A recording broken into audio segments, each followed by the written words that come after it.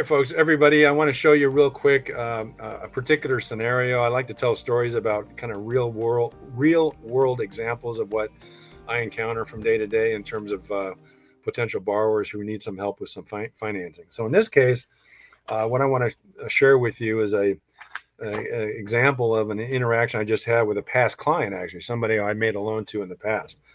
In fact, I made a loan to him about 5 years ago to purchase his home. So he contacts me, and first of all, what was his goal? He was looking to obtain an equity loan to improve his property, in particular to put in a backyard. Another one of these cases where he bought a brand new home 5 years ago, and his backyard is still, undeveloped. It's basically dirt. So that's his example, or that's what his request was. So here's the challenge, though.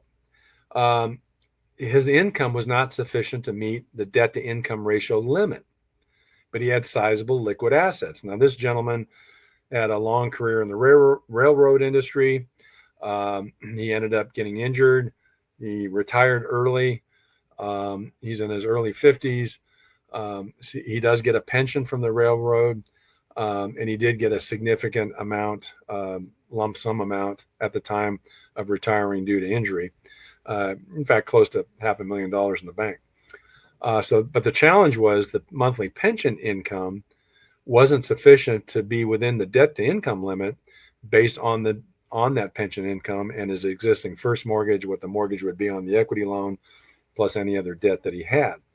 And the other problem with that was he was too young, or he is too young, to do a reverse mortgage type product, either a new, reverse mortgage, first mortgage, or the Home Safe second mortgage product that we've talked about on this show before. He was too young to be eligible for either one. So what was the solution? Well, the solution was to use a non-qualified mortgage product, a non-QM product, to get a CES. That's a closed-end second. It's not a HELOC. It's a closed-end second. So it's a traditional fixed rate loan where when he gets this loan, he's going to get the money all in a lump sum. He can't draw on it in the future. But what's unique about this is it uses an asset utilization, I call it / depletion approach. Some lenders use either label to describe this type of loan program. What this program does is it allows us to take that nearly $500,000 account that he got, the settlement from the railroad, and we can basically amortize it, the balance, over a specific period of time. In this case, 84 months, 7 years. So you take that investment account balance, divide it by 84 months. The result was $5,100 a month. That is utilized as an assumed monthly income that's added to his other railroad pension income, so that you combine the two. We now have over $9,000 a month of qualifying income that can be used to calculate the debt ratio. And so there you go.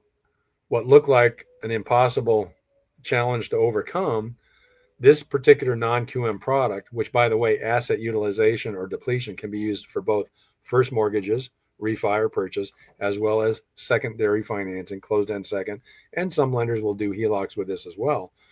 This is a good example of the non-qualified mortgage, low doc type alternative that can still help somebody get financing where they otherwise wouldn't qualify for conforming terms, in most cases because their income is too low or the debt side of their balance sheet is too high.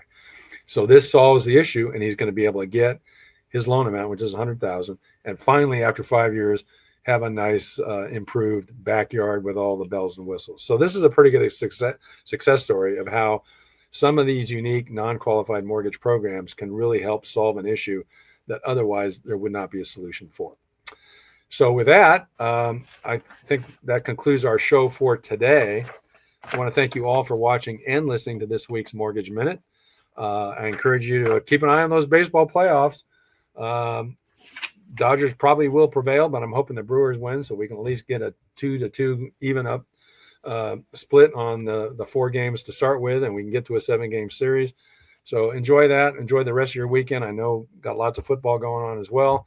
And in the meantime, we'll see you next week on the next edition of the Mortgage Minute. My name is Art Alvarez with MortgageWorks, where we have the answers and they're on the house. So long. Take care.